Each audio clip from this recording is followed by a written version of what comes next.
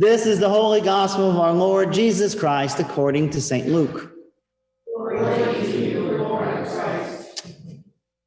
On the way to Jerusalem, Jesus was going through the region between Samaria and Galilee.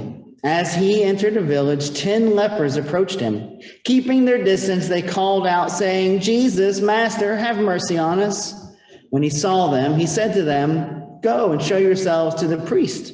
And as they went, they were made clean. Then one of them, when he saw that he was healed, turned back, praising God with a loud voice. He prostrated himself at Jesus' feet and thanked him. And he was a Samaritan.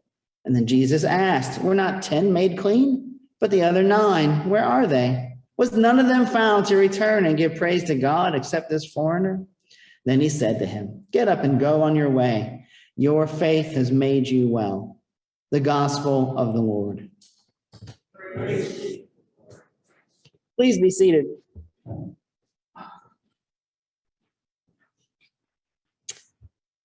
Many years ago now, when I lived in Oregon, we used to go to the coast. If you live in different places, going to wherever the ocean is always has a different name. Like in the South, everybody goes to the beach, but in New Jersey, they go to the shore. But in Oregon, you go to the coast. Probably because the water's too cold to actually get into it. But anyway, we used to go to the coast.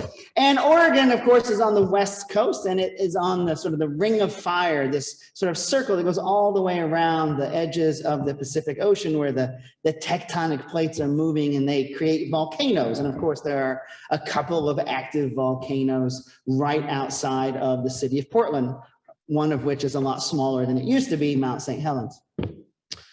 But there's a lot of earthquakes right off the coast because of these tectonic plates. I think when I took geology in college, there was something like 100 earthquakes a day in Oregon.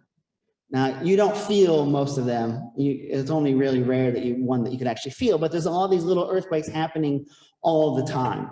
And so when you go to the coast, one of the things you notice is the tsunami warning signs, right? And the tsunami evacuation routes. And when we first moved there, we thought that was kind of funny because well, first of all, because tsunami is just a funny word, but also because, it just seems like a tsunami. That seemed kind of like science fiction-y, of course, in those days. But everywhere you go, they have like the sirens and there's the evacuation routes and all that kind of stuff. And I never really thought about tsunamis too much until they had that huge earthquake out in Indonesia and the Western Pacific in, I think, 2004. And there was a big tsunami. And now when I thought of a tsunami, I sort of thought of like a giant wave that surfers ride on. Just like no waves are big, but like a big wave.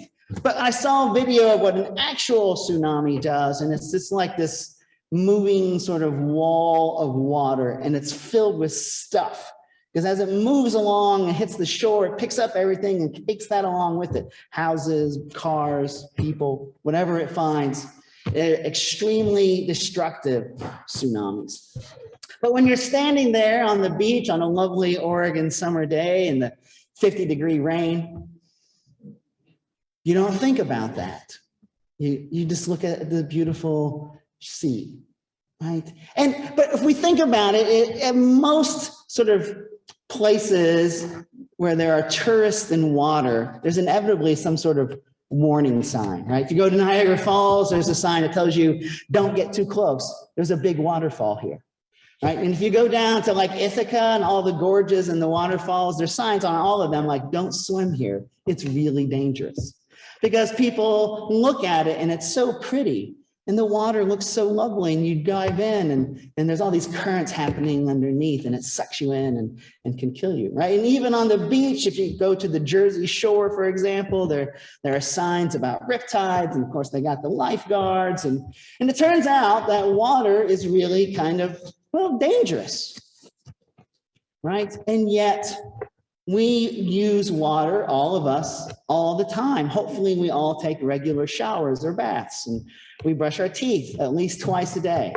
3 times is better, but at least twice a day. And floss, it's important to floss. But we use water every day. We cook with it, we clean with it, we play in it, we fill it in the latex balloons and throw it at each other. We've got one of those things that makes like 100 balloons at a time. It's like the best invention ever. for water balloons. We got squirt guns. We love to play with water, and it's essential for us too, right? We have to drink so much water, like 8 cups of water a day. And I'm trying to figure out exactly what the water content in bourbon is, but I'm pretty sure I'm getting enough water. And I hope you are too, because staying hydrated is really important. Like all the kids now, they all have water bottles they take to school. Like we didn't have water bottles when I went to school. Probably you didn't either. You had to go to the drinking fountain. But now they all carry around like a half gallon of water everywhere they go. Today's kids are very hydrated. They're going to have great urinary tract health, I'm sure of it. So water is this thing that's extremely dangerous and absolutely essential. This thing that is hazardous and fun all at the same time. And so we have all developed sort of an understanding about how to be around water, right? We don't let our toddlers jump off the diving board, right? The kids get to go play in the spray pad or the kiddie pool. Right? When the kids are a little bigger, we make them wear their water wings. We don't usually swim at the top of Niagara Falls, right? Your parents probably told you don't go in the water for half an hour after you eat. That rule's totally bogus, but it's a rule that probably all of us have learned, right? And so we know how to act around water, right? If there's boiling water on the stove, we don't stick our hands in it, at least more than once. Right? And so we know how to manage ourselves around water because we have this great respect for its potential. We know that it's absolutely essential for our lives. We know that it brings us joy and happiness. And yet it has this awesome power that we are wise to respect. And I think that essentially that's sort of a pretty good metaphor when we keep hearing this phrase about the fear of God. Now, I'm not going to go into like the meaning of Hebrew words here, but I think probably a better translation might be respect of the Lord is this, beginning of wisdom, right? That God is the source of our light and life, that when we live a life within the will of God, we know joy and contentment and purpose and meaning. And yet at the same time, we also recognize that the creator of the universe is a thing of immense power, right? And that we need to respect it, not in the sense that we need to be afraid of it, but to understand our relationship with it and the ways that it brings us life.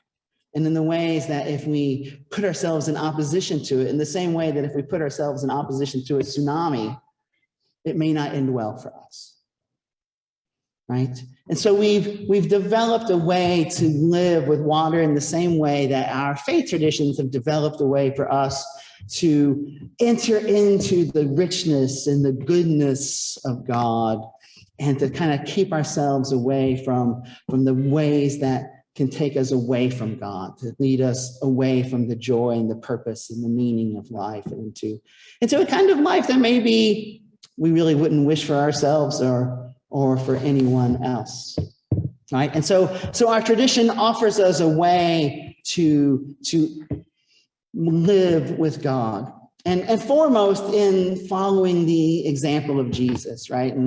And I'm going to hammer this home one more time.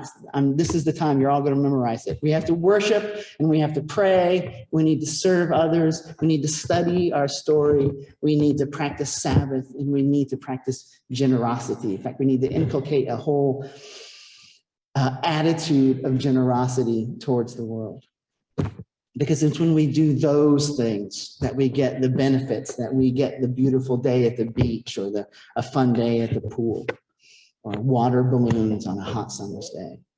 That when we live the life that Jesus invited us to live, we live into the greatness of what God has to offer us. And it's the same thing that Jesus is kind of getting at in this story with the lepers, right? Because what Jesus says is he sees these lepers, right? And leprosy in the Bible may not mean exactly the same thing that we understand leprosy to be today, like in this story with Naaman from the king of Aram and his skin sores. I mean, it could have just been like eczema or really bad acne. At any rate, it's something that was people felt was unsightly. Whether it is or not is another story, but they felt that it was, and they felt that it was a way that God was punishing them in some sort of way. And they didn't really understand how it worked. And so people with skin lesions, whether it was actual leprosy or just something else, were ostracized from society. They were removed from the world and the community in which they found themselves. They were totally outside of it, reduced to begging and not having a way to enter into real relationship with others. And so Jesus encounters 10 of them traveling together in the area between Galilee and Samaria, which is kind of weird because they border each other. But anyway, he's traveling from one to the other.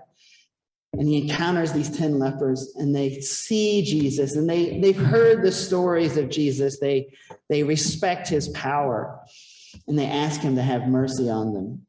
And he says something really simple, very similar to what the prophet had told Naaman, to go and present yourselves to the priests, right? To wash yourselves. Nothing difficult, nothing hard. And they trust Jesus enough that they turn around and they go. That if Jesus said it, they're going to do it. And they're healed.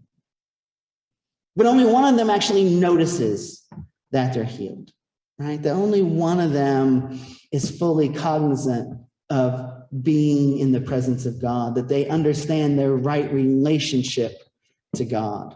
The others are really probably happy that they're healed, but they're still living in a world that's focused on themselves, and they're not thinking about how they stand in relationship to God. And so a lot of what our tradition has taught us about how to live with the power of God is about, again, understanding our right relationship to God, but not putting ourselves at the center of creation and not treating the world as like this movie that we're the star of and everybody else is just an extra or a supporting role.